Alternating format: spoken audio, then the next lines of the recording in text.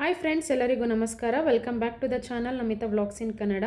ಇವತ್ತು ಸಂಜೆಯಿಂದ ನಾನು ವ್ಲಾಗ್ನ ಸ್ಟಾರ್ಟ್ ಮಾಡ್ಕೊಂಡಿದ್ದೀನಿ. ಇವತ್ತು ಬೆಳಗ್ಗೆಯಿಂದ ಕೆಲಸ ಎಲ್ಲ ಮುಗೀತು, ಎಲ್ಲ ಕೆಲಸ ಆಗಿದೆ. ಸೊ ಇನ್ನೇನಿದ್ರು ಅಡುಗೆ ಕೆಲಸ ಮಾತ್ರ ಬಾಕಿ ಇದೆ.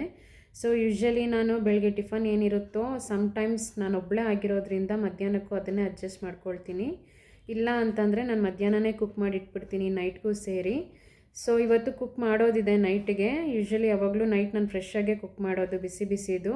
ಆ್ಯಂಡ್ ವೆದರು ಕೂಡ ತುಂಬ ಕೋಲ್ಡ್ ಚಿಲ್ಲಿರೋದ್ರಿಂದ ನಾನು ಯಾವಾಗಲೂ ಬಿಸಿ ಬಿಸಿದೇ ಅಡುಗೆ ಮಾಡೋದು. ಸೊ ಇನ್ನೂ ಅಡುಗೆ ಆಗಿಲ್ಲ. ಇವತ್ತಿನ ಅಡುಗೆನ ನಾನು ಸಿಂಪಲ್ಲಾಗಿ ಮಾಡೋಣ ಅಂತ ಅಂದ್ಕೊಂಡಿದ್ದೀನಿ. ಸೊ ಸಿಂಪಲ್ಲಾಗಿ ಏನು ಮಾಡ್ತೀನಿ ನೋಡೋಣ ಬನ್ನಿ. ಇನ್ನು ಫ್ರೆಂಡ್ಸ್, ಏನು ಪ್ಲ್ಯಾನ್ ಮಾಡ್ಕೊಂಡಿದ್ದೀನಿ ಅಂತಂದರೆ, ಹಾಗಲಕಾಯಿ ಇತ್ತು, ಹಾಗಲಕಾಯಿ ಹಾಕಿ ಗ್ರೇವಿ ಮಾಡ್ಕೊಂಡು ಬಿಡೋಣ. ಇದ್ರ ಜೊತೆ ಮುದ್ದೆ ಇಲ್ಲಾಂದರೆ ರೈಸ್ ಎರಡೂ ಕೂಡ ಚೆನ್ನಾಗಿರುತ್ತೆ. ಸೊ ನಾನು ಮುದ್ದೆ ಮಾಡೋಣ ಅಂತ ಅಂದ್ಕೊಂಡಿದ್ದೀನಿ. ಈ ಹಾಗಲಕಾಯಿ ಗ್ರೇವಿಗೆ ನಾನು ಯಾವ ಥರ ಹಾಗಲಕಾಯಿ ಗ್ರೇವಿನ ಮಾಡ್ತೀನಿ ಸಿಂಪಲ್ಲಾಗಿ ಅನ್ನೋದು ರೆಸಿಪಿ ಕೂಡ ನಾನು ತೋರಿಸ್ತೀನಿ, ನೋಡೋಣ ಬನ್ನಿ. ಇನ್ನು ಫ್ರೆಂಡ್ಸ್, ಸಿಂಪಲ್ಲಾಗಿ ನಾನು ರೆಡಿ ಮಾಡಿ ಇಟ್ಕೊಂಡಿದ್ದೀನಿ. ಇಲ್ಲಿ ನೋಡಿ, ಒಂದು ಸ್ವಲ್ಪ ಕರಿಬೇವು, ಈರುಳ್ಳಿ, ಒಂದು ಟೊಮೆಟೊ, ಒಂಚೂರು ಕೊತ್ತಂಬರಿ ಸೊಪ್ಪು, ಒಂಚೂರು ಹುಣಸೆಹಣ್ಣು, ಹಾಗಲಕಾಯಿನ ಕಟ್ ಮಾಡಿ ಇಟ್ಕೊಂಡಿದ್ದೀನಿ.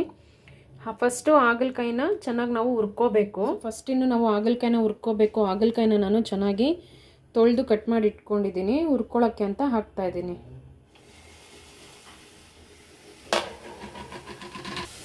ಸೊ ಫ್ರೆಂಡ್ಸ್, ಇನ್ನು ಕುಕ್ ಮಾಡೋದು ತೋರಿಸ್ಬೇಕಂತ ಹೇಳಿ ಕ್ಯಾಮ್ರಾನ ಈ ಥರ ಅಡ್ಜಸ್ಟ್ ಮಾಡಿದ್ದೀನಿ. ನೋಡಿ, ಒಲೆ ಅಂಟಿಸಿ ನಾನು ಹಾಗಲಕಾಯಿನ ಫ್ರೈ ಮಾಡೋಣ ಅಂತ ಇಟ್ಕೊಂಡಿದ್ದೀನಿ. ಹಾಗಲಕಾಯಿನ ಫ್ರೈ ಮಾಡಿದ್ರೆ ಕಹಿ ಅಷ್ಟಾಗಿ ಇರಲ್ಲ, ತಿನ್ನೋಕ್ಕೂ ಕೂಡ ಚೆನ್ನಾಗಿರುತ್ತೆ ಆ್ಯಂಡ್ ದೇಹಕ್ಕೂ ಕೂಡ ಒಳ್ಳೆಯದು. ಸೊ ಇದನ್ನು ಫ್ರೈ ಮಾಡ್ಕೊಳ್ಳೋಣ ಬನ್ನಿ.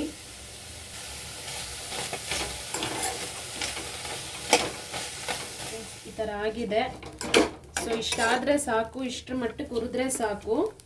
ಸೊ ಇವಾಗ ಒಂದು ಬೇರೆ ಪ್ಲೇಟಿಗೆ ನಾನು ಸರ್ವ್ ಮಾಡ್ತೀನಿ. ನೋಡಿ, ಒಂದು ಸಪ್ರೇಟಾಗಿ ನಾನು ಎತ್ತಿಟ್ಕೊಂಡಿದ್ದೀನಿ. ಇವಾಗ ಇದನ್ನು ಒಗ್ಗರಣೆ ಹಾಕ್ಕೊಳ್ಳೋಣ. ಸೊ ಆಯಿಲ್ ಬಳಸ್ತಾ ಇದ್ದೀನಿ, ಆಯಿಲ್ ಹಾಕಿದ್ದೀನಿ. ನಾನು ಇವಾಗ ಇಲ್ಲಿ ಒಂದು ಆನಿಯನ್ನ ಹಾಕ್ಕೋತಾ ಇದ್ದೀನಿ.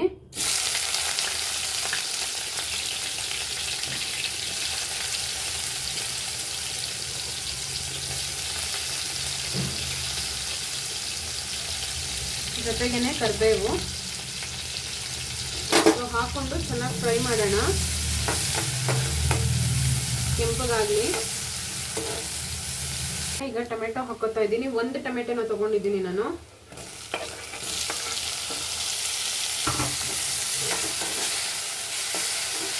ಇದನ್ನು ಕೂಡ ಚೆನ್ನಾಗಿ ಫ್ರೈ ಮಾಡಬೇಕು.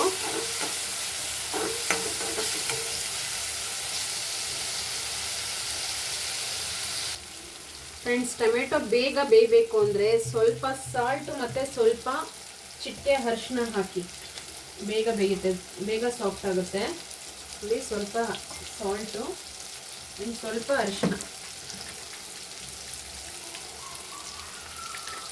ಸೊ ಕೋಲ್ಡ್ ಅದು ಬೇಗ ಸಾಫ್ಟ್ ಆಗುತ್ತೆ. ಇದನ್ನು ಫ್ರೈ ಮಾಡಿ.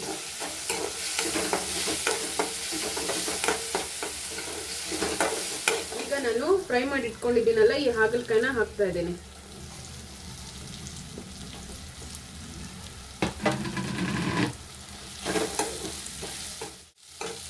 ಈಗ ಇದಕ್ಕೇನೆ ಎಣ್ಣೆಲೇನೆ ಖಾರದ ಪುಡಿ ಹಾಕೊಂಡು ಫ್ರೈ ಮಾಡ್ಕೊತಾ ಇದ್ದೀನಿ.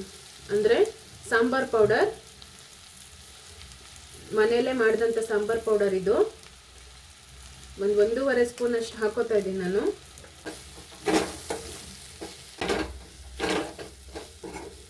ಸೊ ಈಗ ಇದಕ್ಕೆ ಸ್ವಲ್ಪ ಹುಣಸೆಹಣ್ಣು ಹುಳಿ, ಹುಣಸೆಹಣ್ಣು ನಾನೇನು ನೆನೆಸಿಟ್ಕೊಂಡಿದ್ದೀನಲ್ಲ ಇದನ್ನು ಹಿಂಡ್ಕೋತೀನಿ ಸ್ವಲ್ಪ.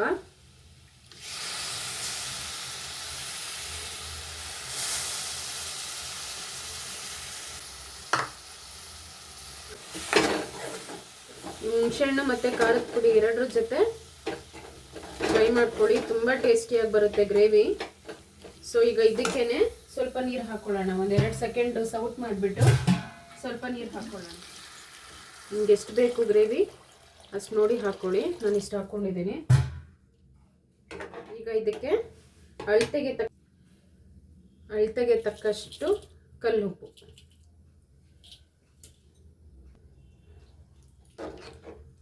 ಸೊ ಈಗ ಬೇಯಕ್ಕೆ ಬಿಟ್ಬಿಡೋಣ. ಇದನ್ನು ಬೇಯ್ತಾ ಇರಲಿ.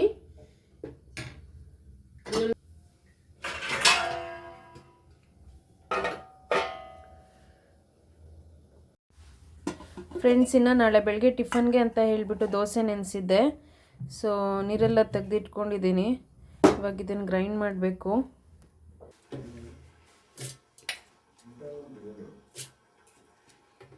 ಫ್ರೆಂಡ್ಸ್, ಇನ್ನು ಹಾಗಲಕಾಯಿ ಗೊಜ್ಜು ಮಾಡಿದ್ನಲ್ಲ ಗ್ರೇವಿ, ಅದು ಕ್ಲಿಪ್ಪಿಂಗ್ ಮಿಸ್ ಆಗಿಬಿಟ್ಟಿದೆ. ಸೊ ಹಾಗಾಗಿ ಅದನ್ನು ತೋರ್ಸೋಕ್ಕಾಗಲಿಲ್ಲ.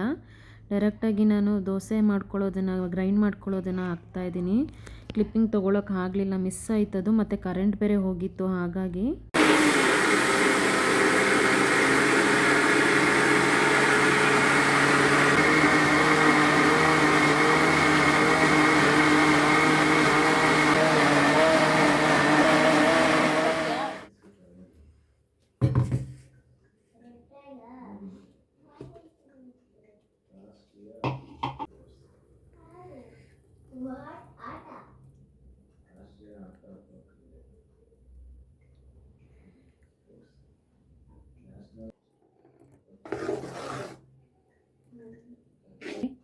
ಫ್ರೆಂಡ್ಸ್, ನಾನು ಇವಾಗಲೇ ನೈಟೇ ರುಬ್ದಾಗ್ಲೇ ಸಾಲ್ಟ್ನ ಹಾಕಿಟ್ಕೋತಾ ಇದ್ದೀನಿ. ಯಾಕಂದರೆ ಚಳಿ ಟೈಮ್ ಅಲ್ವಾ, ಉಕ್ಕು ಬರಲ್ಲ ಅಂತ ಹೇಳಿಬಿಟ್ಟು. ಸೊ ಇವಾಗಲೇ ಹಾಕಿ ಇಕ್ಬಿಟ್ರೆ ಬೆಳಗ್ಗೆ ಅಷ್ಟರಲ್ಲಿ ಉಕ್ಕು ಬರುತ್ತೆ. ಸೊ ನಮಗೆ ಇಷ್ಟು ಸಾಕಾಗುತ್ತೆ, 4 ಜನ ಇರೋದ್ರಿಂದ. ಮಕ್ಕಳು ಬಾಕ್ಸ್ಗೆ ಮತ್ತು ಟಿಫನ್ಗೆಲ್ಲದಕ್ಕೂ ಸಾಕಾಗುತ್ತೆ.